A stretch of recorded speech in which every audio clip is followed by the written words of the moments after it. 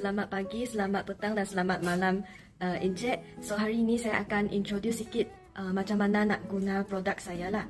Okey, jadi saya tunjukkan yang kepada yang kat belakang papan ni, saya gunakan aluminium foil untuk balutkan cardboard tu untuk reflect RGB pixel ini, light ini. Dan untuk ultrasonic sensor ini untuk mengesan jarak kepala murid, dan yang headlight ini untuk bagi isyarat apabila jarak kepala murid tu kurang daripada 30 cm. Dan papan LCD 1602 ni untuk paparkan message. Kalau posisi duduk murid tu baik ataupun tegak, dia akan paparkan message good posture, keep it up. Kalau murid tu sangat dekat dengan buku, papan ini akan paparkan message macam ni, hey please sit properly. Dan motor ni di tangan robot tu akan gerakkan dan tukarkan papan. Kalau yang biasanya robot ni akan paparkan papan yang ada ayat go on. Kalau dekat sangat,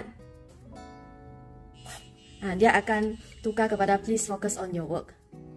Jadi ini adalah projek saya, dan ini untuk tengoklah RGB pixel tu merah ataupun hijau.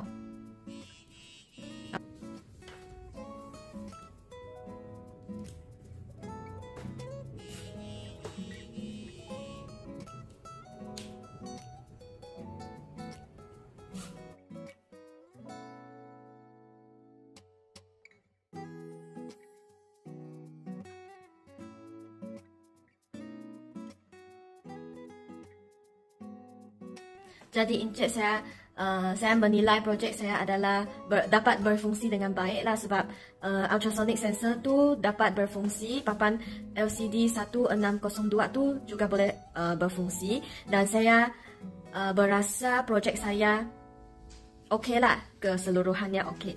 So saya rasa saya menilai projek saya adalah berkesan untuk membetulkan posisi duduk murid semasa menyiapkan kerja rumah ataupun menyiapkan tugasan kat atas meja dan atas kerusi. Okey, terima kasih Encik.